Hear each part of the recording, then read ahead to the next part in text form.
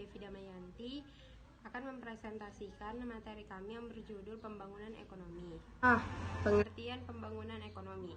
Pembangunan ekonomi menurut kebanyakan teoritikus ekonomi Islam bersifat komprehensi tidak terbatas pada variabel-variabel ekonomi semata. Akan tetapi, seperti ditegaskan oleh Khursyid, meliputi aspek moral dan sosial, material dan spiritual. Di samping itu, kata Khursyid, pertumbuhan ekonomi tidak lepas dari keadilan distribusi, pendapatan dan kekayaan bagi setiap individu pada seluruh generasi, menghapus riba dan mewajibkan zakat. Pendapat lain menambahkan bahwa pertumbuhan ekonomi bertujuan untuk membersihkan dan mensucikan akidah dan membenarkan iman. Pembangunan ekonomi tak dapat lepas dari pertumbuhan ekonomi. Pembangunan ekonomi mendorong pertumbuhan ekonomi dan sebaliknya. Pertumbuhan ekonomi memperlancar proses pembangunan ekonomi.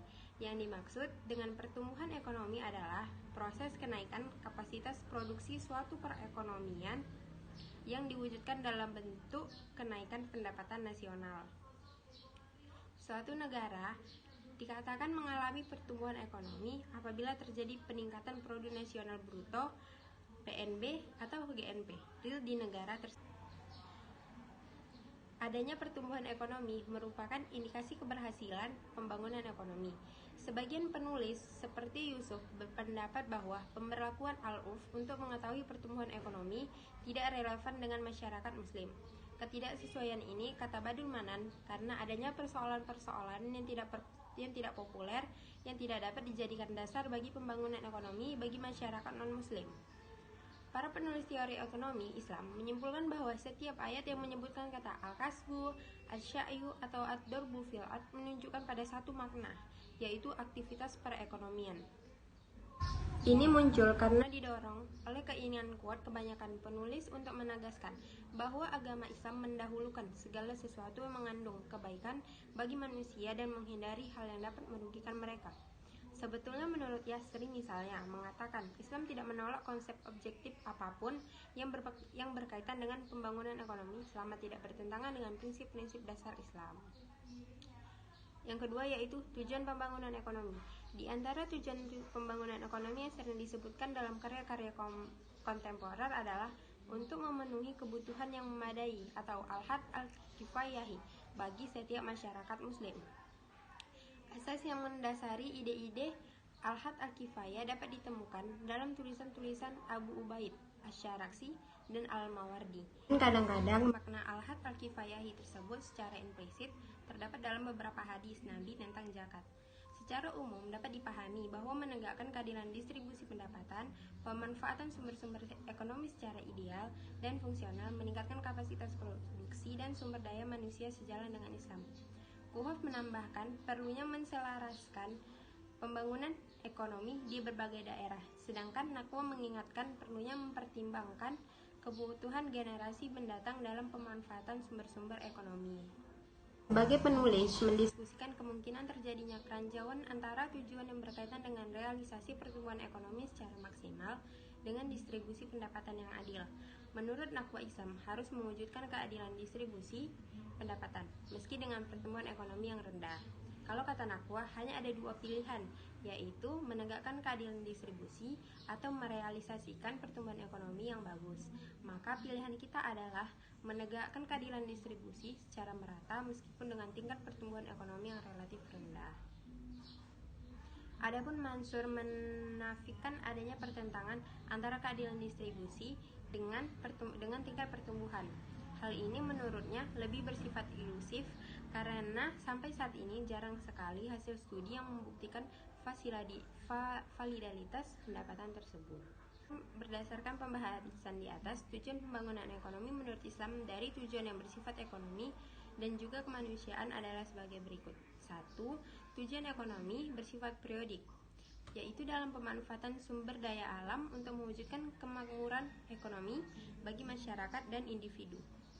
Yang kedua, tujuan kemanusiaan sebagai tujuan akhir, yaitu memenuhi tujuan sebagai khalifah dan ibadah, serta memanfaatkan hasil kemajuan ekonomi untuk menyebarkan prinsip-prinsip dan nilai-nilai kemanusiaan yang mulia, berupa kedamaian, keadilan, dan pengenalan Allah secara sempurna. 3.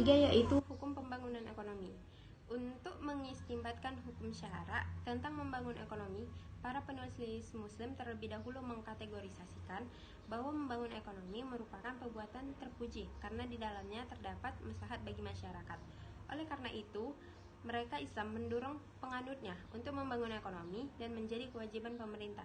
Pendapat tersebut mengacu pada tujuan syariat Islam, yaitu menarik maslahat dan menolak mafsadah, jalbu al-masalih wa dar'u al-mafasid.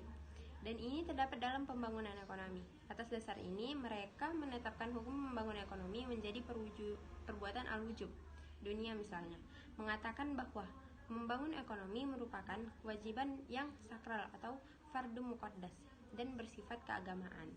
Terdapat sejumlah ayat dan hadis yang mendasari pendapat ini, antara lain perintah al-masyu fi manakib al-ard, yaitu berjalan di muka bumi untuk mencari rezeki, al-ibtiqa min fadillah, mencari rezeki Tuhan, al-infak atau perintah mengeluarkan infak, al-jihad fisabilillah, jihad di jalan Allah, dan tolak al-kasab, mencari pekerjaan.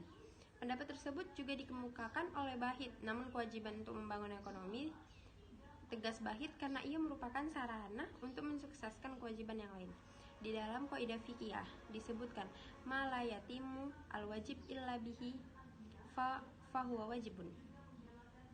Penulis lain berusaha mengistimbatkan hukum pembangunan ekonomi melalui sumber-sumber syariah. Al-Jundi misalnya, pada suatu kesimpulan bahwa Alkitab, Al-Sunnah, Al-Ijma', Al-Qiyas, Al-Urf, dan Mazhabu As-Sahabi semuanya menunjukkan bahwa Islam mendorong dan menyuruhkan umatnya untuk membangun ekonomi. Dari uraian di atas, tampak bahwa mayoritas penulis berusaha mengemukakan ide pembangunan ekonomi berangkat dari istilah-istilah keagamaan.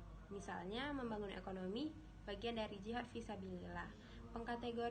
Pengkategorisasian aktivitas pembangunan ekonomi sebagai jihad dapat saja diterima kalau memang mengharapkan keridhaan Allah Subhanahu wa taala. Yang keempat, tolak ukur pertumbuhan ekonomi. Sistem ekonomi pada umumnya memfokuskan tingkat rata-rata pendapatan real individu sebagai tolak ukur pertumbuhan ekonomi. Akan tetapi, pada era modern terdapat indikator-indikator lain seperti keadilan dalam distribusi pendapatan, keberhasilan dalam mengatasi pengangguran atau membuka lapangan kerja, dan lain-lain. Terdapat kecenderungan para penulis untuk menolak tingkat pendapatan real individu sebagai satu-satunya alat ukur pertumbuhan ekonomi. Menurut Khursyid, adalah keharusan bagi kita untuk meninggalkan semua model pertumbuhan global yang memfokuskan perhatiannya pada realisasi tingkat pendapatan rata-rata secara maksimal sebagai satu-satunya indikator pertumbuhan ekonomi. Sekian dari saya. Assalamualaikum warahmatullahi wabarakatuh. Assalamualaikum warahmatullahi wabarakatuh. Perkenalkan, nama saya Sri Wahyuni Nurmaningsi, NIM 0502203196, jurusan Akuntansi Syariah. Dan saya berasal dari kelas Akuntansi Syariah 2E. Nah, di sini saya akan melanjutkan pembahasan materi dari Devi Damayanti. Nah, di sini saya akan membahas tentang faktor-faktor yang mempengaruhi pertumbuhan ekonomi. Nah, jadi ada beberapa faktor yang mempengaruhi pertumbuhan dan pembangunan ekonomi. Namun pada hakikatnya faktor-faktor tersebut dikelompokkan menjadi dua, yaitu yang pertama ada faktor ekonomi dan yang kedua ada faktor non-ekonomi. Nah, yang pertama itu faktor ekonomi mempengaruhi pertumbuhan dan pembangunan ekonomi, diantaranya adalah sumber daya alam, sumber daya manusia, sumber daya modal, dan keahlian atau kewirausahaan. Nah, yang kedua itu ada faktor non-ekonomi. Nah, faktor non-ekonomi ini mencakup kondisi sosial kultur yang ada di masyarakat, keadaan politik, kelembagaan, dan sistem yang berkembang dan berlaku. Nah, jadi pembangunan ekonomi ini merupakan proses perubahan yang terus-menerus menuju perbaikan dan termasuk usaha untuk meningkatkan produk per kapita. Memperhatikan pemerataan pendapatan itu termasuk pemerataan pembangunan dan hasil-hasilnya. Nah, pembangunan ekonomi ini juga selalu dibarengi dengan pertumbuhan ekonomi, dan setiap input selain menghasilkan output yang lebih banyak juga terjadi perubahan. Nah, selanjutnya saya akan membahas tentang dampak positif dan negatif dari pembangunan ekonomi itu sendiri. Dampak positif yang pertama adalah melalui pembangunan ekonomi, pelaksanaan kegiatan perekonomian akan berjalan lebih lancar dan mampu mempercepat proses pertumbuhan ekonomi itu sendiri. Yang keduanya itu adanya pembangunan ekonomi dimungkinkan terciptanya lapangan pekerjaan yang dibutuhkan oleh masyarakat, dengan demikian akan mengurangi pengangguran. Yang ketiga itu ada terciptanya lapangan pekerjaan akibat adanya pembangunan ekonomi secara langsung bisa memperbaiki tingkat pendapatan nasional. Yang keempat itu ada melalui pembangunan ekonomi dimungkinkan adanya perubahan struktur perekonomian dari struktur ekonomi agraris menjadi struktur ekonomi industri, sehingga kegiatan ekonomi yang dilaksanakan oleh negara akan semakin beragam dan dinamis. Dan yang terakhir itu ada pembangunan ekonomi menuntut peningkatan kualitas sumber daya manusia, sehingga dalam hal ini dimungkinkan ilmu pengetahuan dan teknologi akan berkembang dengan pesat. Dengan demikian akan makin meningkatkan kesejahteraan masyarakat. Selanjutnya, dampak negatif dari pembangunan ekonomi itu sendiri. Yang pertama, adanya pembangunan ekonomi yang tidak terencana dengan baik mengakibatkan adanya kerusakan lingkungan hidup. Yang keduanya itu ada industrialisasi mengakibatkan berkurangnya lahan pertanian.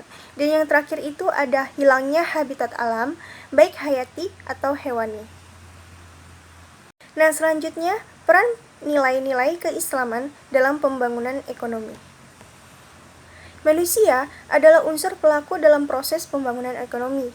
Oleh karena itu, nilai-nilai keagamaan yang menggerakkan setiap individu menjadi utama dalam mendukung keberhasilan proses ini.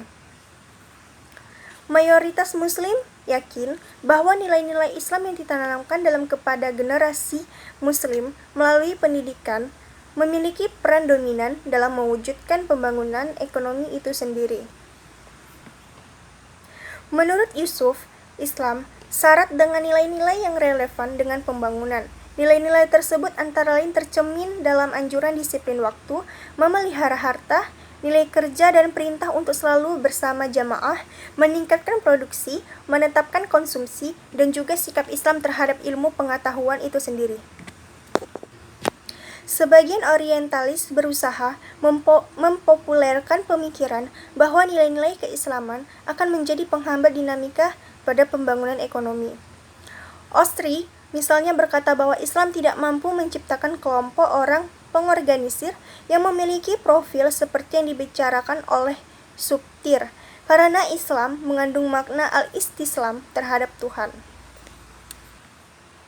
Adapun Rajab mengatakan bahwa Islam yang dibicarakan oleh beberapa orientalis berbeda dengan Islam yang kita pahami dan kita yakini. Iman kepada qada dan qadar memotivasi setiap individu untuk bekerja dan membuat mereka untuk menerima apa yang terjadi pada diri kita. Dan ini sudah barang tertentu mengandung manfaat-manfaat psikologis.